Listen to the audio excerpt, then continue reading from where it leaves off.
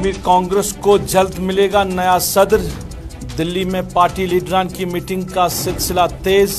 सोनिया गांधी आज कई लीडरान से हुई मुलाकात, कई बड़े नाम ज़ेर गौर।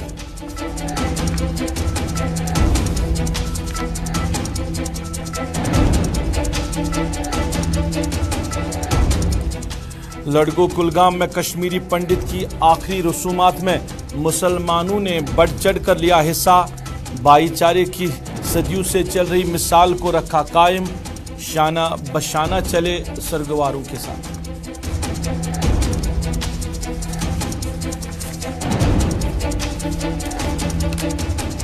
श्रीनगर के बेशतर इलाके में आज रहा सफाई का फुकदान। म्युनिसिपल कॉरपोरेशन से वाबस्ता अमला दफ्तरों से रहा गायब। अवाम ने हैरत का किया इजहार। जिम्मेदारों ने तहकीकात का दिया हुक्म।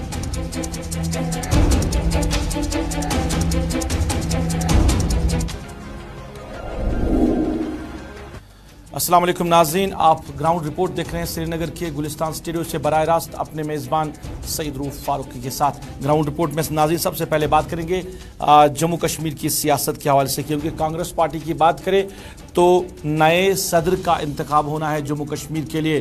गुलाम अहमद मीर ने हालिया दिनों में अपने ओहदे से इस्तीफ़ा दिया है और इसके बाद जो नए सदर के लिए सिलसिला जो है अब वो तेज़ हो चुका है। कई बड़े जो नाम हैं वो ज़ेर गौर है और कांग्रेस लीडर, कांग्रेस सुप्रीमो सोनिया गांधी ने आज दिल्ली में कई लीडरान के साथ मुलाकात की और कई बड़े नाम जो है वो ज़ेर गौर है जम्मू कश्मीर कांग्रेस के नए सदर के लिए। गुलाम नबी आज़ाद, तारिक हमीद कर्रा, जी मीर, उनकी वापसी की भी बात भी कही जा रही है। इसके साथ साथ वकार रसूल वानी और भी कई लीडरान हैं, मगर जो लॉबिज्म कांग्रेस में चल रहा है उसको चलते हुए कहीं ना कहीं अभी भी दुश्वारियां सामने आ रही है। सनम मेरे साथ जुड़े हैं हमारे, तो सिलसिला तेज हो चुका है कांग्रेस के जम्मू कश्मीर के सदर के इंतखाब के हवाले से। कौन होगा जिसको अब जम्मू कश्मीर कांग्रेस की जो है वो बागडोर सौंपी जाएगी और किसके नाम जो है नाम पे भरोसा किया जाएगा, क्योंकि मुतवक्का है कि अब जम्मू कश्मीर में इंतखाबात भी हो सकते हैं। तो इंतखाबात के हवाले से भी बात करें तो लीडर जो होगा उसको काफ़ी ज़्यादा जिम्मेदारियां होगी अब, अगर हम कांग्रेस की बात करें, क्योंकि इंतखाबात और कम वक्त में अगर इंतखाबात हुए जिस तरह कयास आया चल रही है तो जो भी लीडर बनेगा उसको बड़ी जिम्मेदारियां निभानी होगी। और दूसरी बात है कि कांग्रेस में भी कहीं ना कहीं जो लॉबिज्म है वो बढ़ चढ़ कर बोल रहा है। गुलाम नबी आज़ाद का एक ग्रुप जो है वो काम कर रहा है, जी मीर अपने ग्रुप को साथ लेकर चले हैं और जो उनके कई सीनियर लीडरान हैं वो कह रहे हैं कि दोबारा से जी मीर ही सदर बन सकते हैं। गुलाम नबी आज़ाद का भी नाम आ रहा है। इसके साथ साथ तारिक हमीद कर्रा जो कि राहुल गांधी के नज़दीकी माने जा रहे हैं, उसके नाम पे भी कहीं ना कहीं जो है वो भी ज़ेर गौर है, उसके हवाले से भी बातें हो रही है। इधर वकार रसूल वानी की बात करें तो उसके हवाले से भी बात हो रही है कि वो भी हो सकता है। तो मेरे सीनियर साथी सनम मेरे साथ जुड़े हैं, इनसे जानना चाहेंगे क्योंकि सियासत पे काफ़ी बड़ा तजुर्बा है इनको और लीडरान से भी इस हवाले से बात हुई है कि क्या कुछ कांग्रेस के अंदर है और किस नाम पे अब मोहर पड़ सकती है। सनम खैर मकदम है। ग्राउंड रिपोर्ट में कई नाम ज़ेर गौर है कांग्रेस के, बड़े नाम भी है, गुलाम नबी आज़ाद है, तारिक हमीद कर्रा, जी मीर की वापसी भी कही जा रही है, वकार रसूल वानी है। आखिरकार होगा कौन और कब तक होगा, क्योंकि इंतखाबात की भी बातें हो रही हैं दूसरी तरफ से। तो कितना मुश्किल होगा नए सदर के लिए जो भी चुन के आएगा कि कांग्रेस को एक साथ जमा करना, एक ही सफ़े में लाना और फिर पार्टिसिपेशन करना इंतखाबात में। देखिए रूफ, अगर हम इस वक्त कांग्रेस के अंदरूनी खलफशार को देखें वो बहुत पहले से था, कुछ नई बात नहीं है कांग्रेस में। वहाँ गुटबंदी, वहाँ एक दूसरे के खिलाफ टांग खींचने का मामला अब नया नहीं है। लेकिन इस सारे के बीच में जो प्रेसिडेंट का, जो स्टेट प्रेसिडेंट के जो उनको नामजद यहाँ पे करना है, उसके लिए तैयारियाँ जो है पिछले काफ़ी वक्त से थी, क्योंकि जी मीर का टेन्योर जो है वो भी ख़त्म हो चुका है। उन्होंने बाज़ाब्ता तौर पर रिजाइन भी कर दिया है पार्टी प्रेसिडेंट को। तो इस वक्त नए जो प्रेसिडेंट की तलाश है वो बड़े ज़ोर शोर से जारी है और इस वक्त दिल्ली से लेके जो मुल्क की बाकी जो सियासत है उसमें बीजेपी कांग्रेस की सोनिया गांधी, राहुल गांधी के साथ कश्मीर की भी, जम्मू कश्मीर के जो कांग्रेस लीडर्स हैं उनका उनके साथ मिलन कहें हम, या उनके साथ एक तरह से कॉन्फिडेंस बिल्डिंग मेजर जो है वो उनके साथ चल रहा है। और उसमें जम्मू कश्मीर से जो है जो बड़े नाम इस वक्त सामने आ रहे हैं जिनको प्रेसिडेंट के तौर पे लिया जा सकता है, कश्मीर से देखा जाए तो कुछ हल्के कांग्रेस के ये भी कहते हैं कि रिटेन किया जाए, वापस देखा जाए। कुछ हल्के कहते हैं कि नहीं, जे मीर के टेन्योर में उस तरह से कांग्रेस पनप नहीं सकी तो जे मीर के बदले में कुछ और किसी नए को लाया जाए। तो उनमें एक नाम गुलाम नबी आज़ाद कब लिया जाता है। कांग्रेस के कुछ हल्के बता रहे हैं कि गुलाम नबी आज़ाद को as a chief minister candidate जो है वो डिक्लेयर किया जाए और उसके बाद उन्हें जम्मू कश्मीर के साथ ही जम्मू कश्मीर की कमान उन्हें सौंपी जाए कांग्रेस की, ताकि वो इस कांग्रेस को, क्योंकि कुछ जो पार्टी के कुछ लीडरान का कहना है कि गुलाम नबी आज़ाद जो हैं वो चिनाब कश्तवाड़ में तो उनका बेस है, उसके साथ साथ वो जम्मू में भी जो हिंदू वोटर है जो बीजेपी की तरफ है और बीजेपी से अगर नाराज़ है तो गुलाम नबी आज़ाद उनको एक्सेप्ट है, तो इस वजह से वो उसको वहाँ पे ले सकते हैं। रजौरी पुंछ के इलाके में भी गुलाम नबी आज़ाद की एक पहुँच है और फिर कश्मीर में चीफ मिनिस्टर भी रहे, तो गुलाम नबी आज़ाद के उस सिचुएशन या उस सारे माहौल को या उस उनकी जो छवि है उसको देखते हुए सब कुछ इस वक्त एक ग्रुप ये चल रहा है। तीसरा ग्रुप तारिक हमीद करा का नाम ले रहा है और तारिक हमीद करा भी कांग्रेस के बड़े लीडरान में CWC में वो मेंबर भी हैं, उसके साथ साथ दिल्ली में डायरेक्ट जो हैं सोनिया गांधी और राहुल के बहुत करीबी हैं। तो सारे के बीच में एक ग्रुप ये भी है कि एक पार्टी को असेंबल करना और पार्टी मैनफोल्ड को इकट्ठा रखने में तारिक हमीद करा एक अच्छा रोल कर सकते हैं। इससे पहले वो PDP के जो बनाने में उनका एक रोल रहा है उसको कुछ लोग याद करते, कांग्रेस के लोग याद करते हुए मिसालें पेश करते हुए बता रहे हैं। और चौथा नाम है रमन बल्ला का। रमन बल्ला जम्मू से हैं और जम्मू में कांग्रेस का एक बेस है, स्ट्रांग बेस है। हालात में जो कुछ भी जम्मू में कांग्रेस को हुआ लेकिन फिर भी उनका जो कैडर है वो जम्मू में स्ट्रांग है। और एक अच्छा ग्रुप ये भी कहता है कि रमन बल्ला को जम्मू कश्मीर कांग्रेस की कमान सौंपी जाए, क्योंकि कश्मीर में कांग्रेस उतनी नहीं है जितनी पनप सकती है पनपेगी, लेकिन जम्मू में जो रजौरी पुंछ का इलाका है, खित्ते चिनाब का इलाका है या हिंदू वोटर है बीजेपी में जम्मू में, उसको कहीं ना कहीं रमन बल्ला कन्विंस कर सकते हैं और उसको कांग्रेस में ला सकते हैं। तो ये सारे मामला अगले 2 से 3 दिनों तक ये साफ हो जाएगा कि किसको यहाँ पे लाया जा सकता है, कौन जम्मू कश्मीर की कांग्रेस का प्रेसिडेंट होगा। 2-3 दिनों में साफ होगा, क्योंकि कल भी मीटिंग हुई और फिर आज शाम को भी एक मीटिंग है सोनिया गांधी के साथ कांग्रेस लीडरशिप की। माना जा रहा है कि ईद मिलन भी वो देने जा रही है जिसमें कुछ जो है कांग्रेस की लीडरशिप को बुलाया जाएगा, तो ये उस पर फैसला करेगा। सनम, कई लीडरान को गुलाम अहमद मीर पसंद नहीं है, जो हमने पास्ट में देखा जिस तरह बयानबाजी चल रही है। कई लीडरान को गुलाम नबी आज़ाद जो है पसंद नहीं है, तो कई को तारिक हमीद करा नहीं है, कई को जो बाकी लीडरान। तो इस बीच में कांग्रेस प्रेसिडेंट सोनिया गांधी के लिए कितना मुश्किल है एक नाम को लेकर सामने आना, क्योंकि अगर एक को लाते हैं तो कई नाराज हो जाते हैं। तो इस नाराजगी को खत्म करने के लिए क्या कांग्रेस लीडरशिप को पहले ग्राउंड पे काम करना होगा, पहले एतमाद में लाना होगा सारे लीडरान को, फिर किसी एक के नाम पे मोहर लगानी होगी? देखिए रूफ, पसंद नापसंद हर पार्टी में होती है और हर पार्टी में एक लीडर एक ग्रुप को पसंद नहीं होता है दूसरे को, लेकिन दूसरी कई पार्टियों में उस पर आवाज़ जो है बाहर नहीं आती है। अंदर ही अंदर जो कुछ भी है, जो लावा पकता रहता है या खुंदस वगैरह जो अंदर ही अंदर होती है, बाहर निकल के नहीं आती है। लेकिन कांग्रेस में ये चीज़ है कि कांग्रेस में बहुत पहले से कांग्रेस का चलन रहा है कि वो पब्लिक पे आते हैं। अगर उनके अंदर की पार्टी के अंदर की कोई परेशानी है तो वो पब्लिक में आ जाते हैं। लेकिन यहाँ पे ये जम्मू कश्मीर की सियासत थोड़ी हटके से है। जम्मू कश्मीर की सियासत में ये जो नाराज हो जाता है कोई, तो उसके लिए आगे वो कहाँ जाएगा, क्योंकि उसको अपना वोट बैंक भी बचाना है, उसको सियासत भी करनी है। और इस वक्त के हल्कों में कश्मीर की या जम्मू कश्मीर की पॉलिटिक्स देखें तो यहाँ पे या तो नेशनल कॉन्फ्रेंस है या PDP है या BJP है, कांग्रेस है। इन्हीं 4 पे ज़्यादातर लोग जो हैं वो भरोसा किए हुए हैं। तो कांग्रेस से अगर कोई नाराज़ होकर जाता है तो जाएगा कहाँ, ये उसके लिए बड़ी परेशानी होगी। और उस परेशानी को देखते हुए अगर कोई नाराज़ भी होता है तो वो नाराज़गी होगी उसकी बयानबाजी में होगी, लेकिन पार्टी छोड़ने का जम्मू कश्मीर में इन पॉलिटिकल लीडर्स का किसी का सवाल जो है कम ही नजर आता है। सनम, आखिर में जानना चाहूंगा, आपने चीफ मिनिस्टर कैंडिडेट की बात की है, गुलाम नबी आज़ाद के नाम ज़ेरगोर है उसका चीफ मिनिस्टर कैंडिडेट के लिए, यानी ये समझ के चले कि कांग्रेस जो है वो PhD से दूर है, क्योंकि अगर PhD में होती तो फिर चीफ मिनिस्टर कैंडिडेट की बात फिलहाल नहीं होती। जिस तरह खबरें आ रही कि गुलाम नबी आज़ाद को चीफ मिनिस्टर कैंडिडेट जो है वो मुंतखब किया जाएगा, इसका मतलब है कि कांग्रेस जो है वो अलग इंतखाबात में हिस्सा लेगी?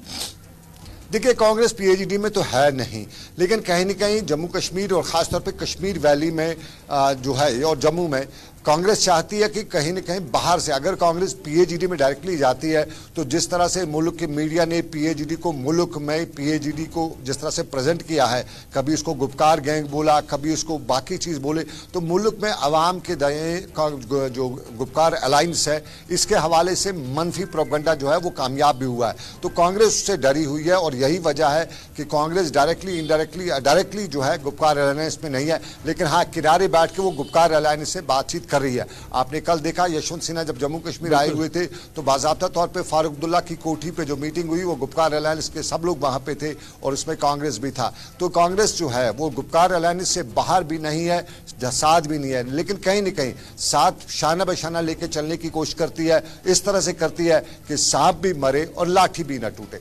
चलिए, सांप भी मरे और लाठी भी न टूटे। सनम बहुत बहुत शुक्रिया आपका तफसीला देने के लिए। हमारे सीनियर साथी सनम एजाज बात कर रहे थे कांग्रेस के लिए, क्योंकि सदर का इंतखाब होना है जम्मू कश्मीर के लिए। गुलाम अहमद मीर के जो पद छोड़ने के बाद अब नए सदर के लिए जो इंतखाब करना है उसके लिए जो सिलसिला है मीटिंग का वो चल रहा है और इसमें तेज़ी भी लाई जा रही है। सोनिया गांधी मुख्तलिफ लीडरान से मुलाकात हो रही है, इनफरादी तौर भी और इज्तिमाई तौर भी वो लीडरान के साथ बातचीत कर रही है और कई नाम जो है कांग्रेस के सामने ज़ेर गौर है। जिस तरह सनम कह रहे थे कि अब जो बड़े चेहरे हैं उनको आगे लाने की कोशिश की जा रही है, क्योंकि इंतखाब की बात भी हो रही है, इलेक्शंस की बात भी हो रही है और इसके साथ साथ जो कांग्रेस में जो भेदभाव है, जो दूरियां हैं, उसको मिटाने के लिए मरकजी क़यादत जो कांग्रेस की है वो कोशिश करे। इस वजह से एक ऐसे चेहरे को सामने लाने की कोशिश की जा रही है जो सारे ये दूरियां ख़त्म करे, भेदभाव जो है कांग्रेस में वो ख़त्म करे और पार्टी को मजबूत होकर चले, सारे लीडरान को साथ लेके चले। इस वजह से कहीं ना कहीं जो नए सदर के लिए इंतखाब होना है उसमें जो है टाइम लग रहा है, मगर जो भी नया सदर होगा उसके लिए मुश्किल ये होगा कि कैसे इन सारे मामलात को, सारे लीडरान को इकट्ठा करके एक ही टेबल पे लाया जाए।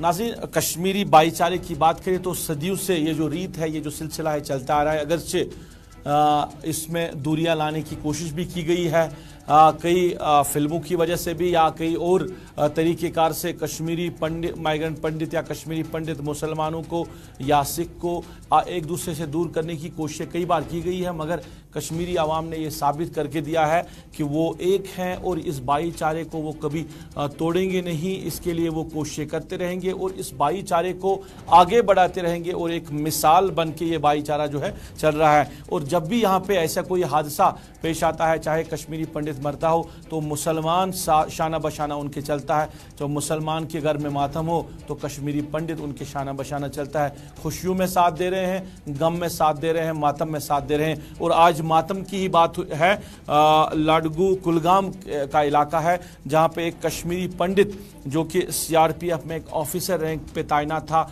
उसकी मौत वाक़ा हुई है। काफ़ी वक्त बीमार रहने के बाद आज वो इस दुनिया को छोड़ के चले गए हैं। तो कश्मीरी मुसलमान जो है वो वहाँ पे थे, कश्मीरी मुसलमानों ने इस कश्मीरी पंडित के आखिरी रसूमात में हिस्सा लिया, आखिरी रसूमात अदा की। और आप देख रहे हैं मर्द व जन जो इस इलाके के हैं वो इस कश्मीरी पंडित के घर आप पहुँचे हैं और वहाँ पे मातमजनी हो रही है और शाना बशाना चल रहे हैं उन लोगों के जो ये सुरगवार हैं जिनके घर में मातम है। कई लोगों ने इस हवाले से बात की है कि इस भाईचारे के हवाले से जो कई सदियों से मिसाल चलती आ रही है और मुसलमान और पंडित जो एक है इसको लेकर बात की है।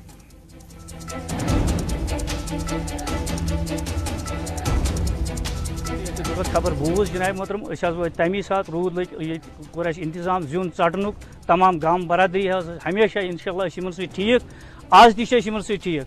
यम बकार तो बकार इंशाल्लाह योतां जिंद तो यम इंशाल्लाह सत गामस ये रातस ये जनाब मोहतरम यमन सथस सत या दुखस वनकस सत इंशाल्लाह रोजो ते इंशाल्लाह सत रूदमित हमेशा सत गई शमशान घाटस पे वन ये पन बरादरी थो तक साफ कर जनाब मोहतरम असल पे कोंड कन सो थो डालित जुन वातनो तो सोरे कह थोमुत कम्प्लीट कर सोरे कह असल पे हमेशा पे लकचार पे सान जिठन तमामन यमन सहित वोथुन बिहुन असल ओसमुत इंशाल्लाह अस तु असल थवो ति ब्रोंठ कुन असल अस हमेशा यम दुख वातन तिमन सहित न तिम तिमन सहित खिलाफ अस नसा तिमन सहित कह यम भाईचारा दुख वातन। साहब में ड्यूटी था तो ये बीमार हो गया, वहीं इनको तकरीबन कोई 1.5-2 महीने हो गए।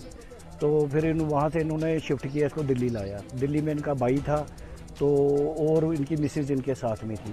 तो जब ये बीमार हो गया ज़्यादा तो उनकी कल डेथ हो गई, वहीं दिल्ली में हो गई हॉस्पिटल में।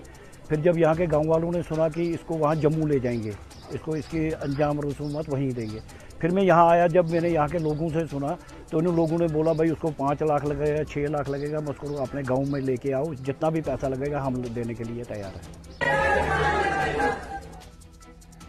चलिए, इसकी मौत जो है दिल्ली में हुई थी, बीमार था। जो पंडित बात कर रहा था वो कह रहा था कि दिल्ली में जब इसकी मौत हुई है तो इसको जम्मू लाने की बात कही जा रही थी, मगर जब यहाँ के मुसलमानों ने सुना, इलाके के मुसलमानों ने सुना कि उसकी मौत वाक़ा हुई है तो उन्होंने कहा कि अगर 5 लाख भी लगेंगे, 10 लाख रुपए भी लगेंगे, मगर इसको अपने गांव लाएंगे और यहाँ पे उसके आखिरी रसूमात अंजाम देंगे। ये भाईचारा है, ये एक मिसाल है जो कश्मीर जो सदियों से यहाँ पे चलती आ रही है। और कश्मीरी जो आवाम है, चाहे मुसलमान हो, सिख हो, हिंदू हो, ये भाईचारे की मिसाल हर वक्त देते आए हैं। प्रियार सिंह इस शख्स का नाम बताया जा रहा है कि जो बीमार दिल्ली में बीमार थे और आज उनकी मौत वाक़ा हुई। कल उनकी मौत वाक़ा असल में हुई थी और आज इनको अपने आबाई गांव लाया गया है, जहां पे मुसलमानों ने बढ़ चढ़ उनके आखिरी रसूमात में हिस्सा लिया।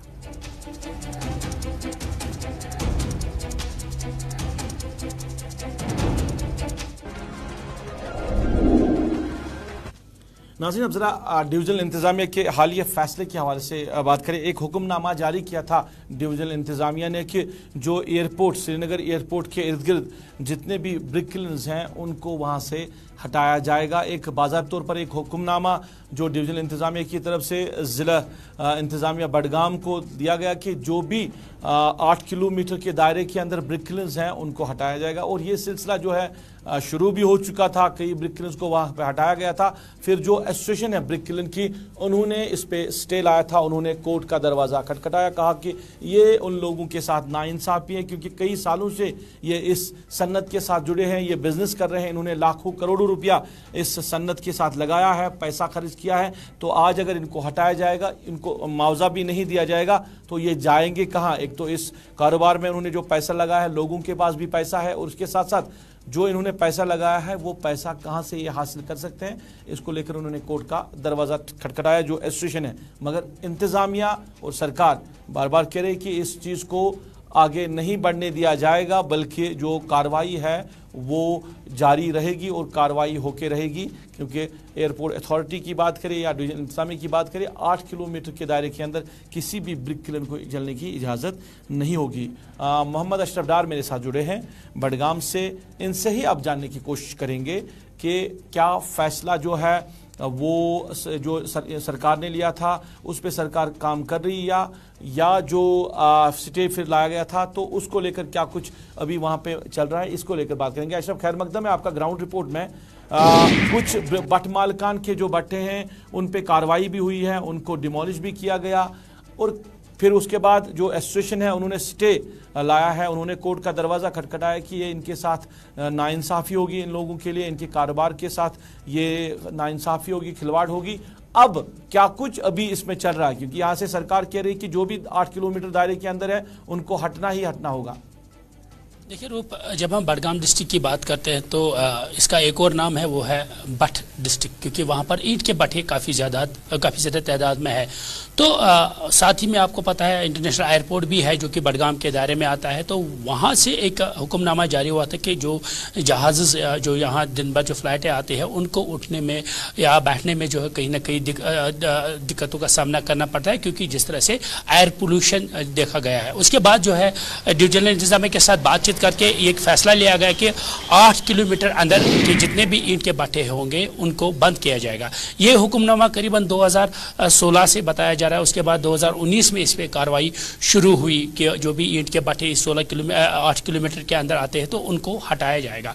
मगर यहाँ ये बात काबिल जिक्र है, अगर गवर्नमेंट को पता है इस तरह यहाँ पर ईंट के जो भट्टे हैं बडगाम में, हालांकि कई ऐसे जो भट्टे हैं जो इलीगल तौर पर चल रहे हैं, कुछ ऐसे भट्टे हैं जिनको जो है बाज़ाब्ता तौर पर एनओसी जो है जो पोल्यूशन कंट्रोल बोर्ड होता है वो एनओसी प्रोवाइड करता है। तो क्या वो एनओसी वाले कभी नहीं, पोल्यूशन कंट्रोल वाले कभी ये देखते नहीं है कि जो इसमें जो धुआं उठता है उससे कितना जो है पोल्यूशन होता है।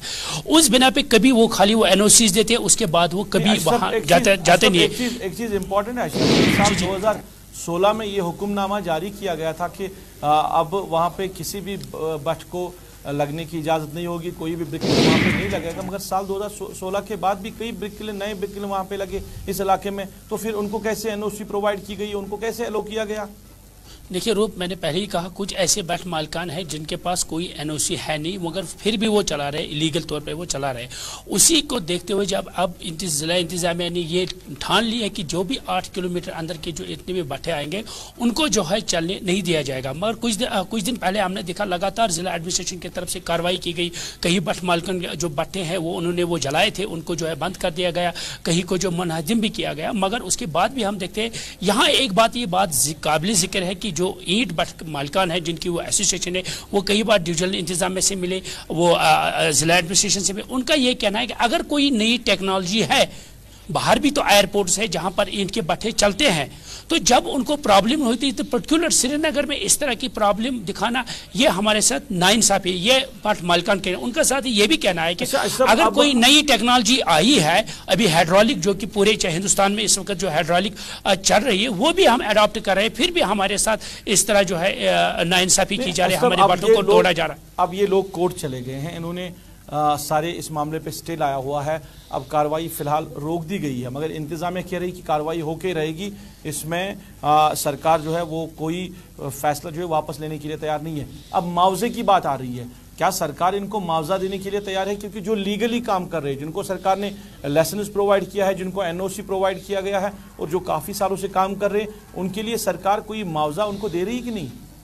देखिए ऐसा कोई अभी हुक्मनामा भी जारी नहीं हुआ या ऐसी कोई बात भी सामने नहीं है जिसमें ज़िला इंतज़ामिया हो या डिवीजनल इंतज़ाम वो ये कह रहे हैं कि जो ये भट्ट मालिकान है इनको मुआवजा दिया जाएगा, मगर ऐसी कोई बात अभी सामने नहीं आई है। अलबत्ता उनका ये कहना है जब उनको यहाँ से हमें हटाना ही, हमें रिहेबिलिटेशन पॉलिसी के तहत हटाया जाए, हमें कहीं पर जो है ज़मीन दी जाए जहाँ पर अपने इंडस्ट्री को हम चालू रख सकें, क्योंकि इस इंडस्ट्री के साथ हम 40 साल 50 साल से जुड़े हुए। तो आज जब गवर्नमेंट इस तरह का फैसला कर रही है जिससे हमारे जो लेबर्स है, जो हमारे साथ बाकी जो जुड़े हुए इस सनत के साथ, कहीं ना कहीं उन लोगों को भी अब रोजी का क्या कहते हैं रोजगार का मार पड़। चलिए अशरफ, बहुत बहुत शुक्रिया तफसीला देने के लिए। डार अशरफ हमारे साथ तफसीला दे रहे थे बडगाम से, और बडगाम के डिविजनल इंतजामिया के साथ साथ बडगाम जिला इंतजामिया का फैसला, जो भी एयरपोर्ट के अहाते में 8 किलोमीटर के अहाते में जो भी ब्रिक किलर्स आ रहे हैं उनके खिलाफ कार्रवाई शुरू हो गई। अगरचे अब मामला अदालत के पास है, मगर फिर भी जो एडमिनिस्ट्रेशन उनका कहना है कि कार्रवाई होकर रहेगी, क्योंकि कहीं ना कहीं ये दिक्कतें पैदा कर रहा है और इन दिक्कतों को हटाने के लिए इन ब्रिक किलर्स को इस इलाके से हटाना ज़रूरी बन गया है।